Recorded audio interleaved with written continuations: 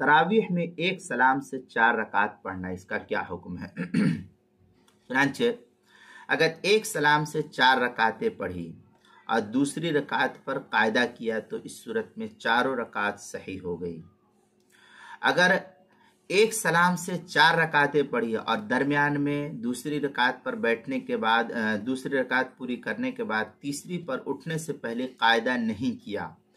اور اخیر میں سجدہ سہو کر لیا تو صرف اخیر کی 2 رکعتیں معتبر ہوں گی اور پہلی 2 رکعتیں باطل ہو جائیں گی۔ لہذا جو پہلی 2 رکعتوں میں قرآن کریم پڑھا گیا ہے اس قرآن کریم کو پھر سے دہرایا جائے گا۔ چنانچہ یہ تفصیل جو ہے علامہ شامی نے حلبی کبیری کے اندر نقل کیا، وَإِنْ صَلَّى 4 رکعات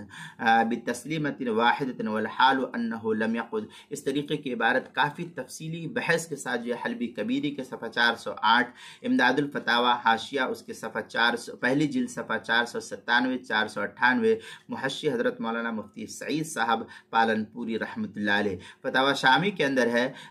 لیکن صححہ فی التراوی انہ لو صلاھا کلھا بقعدہ واحدہ، اس طریقے کی عبارت جو ہے فتاوی شامی جو زکریا بک ڈپو دیوبند کا ہندی نسخہ اس کی دوسری جلد صفحہ 483، کتاب المسائل پہلی جلد صفحہ 522 اور 523 پر بھی اس کو نقل کیا گیا ہے۔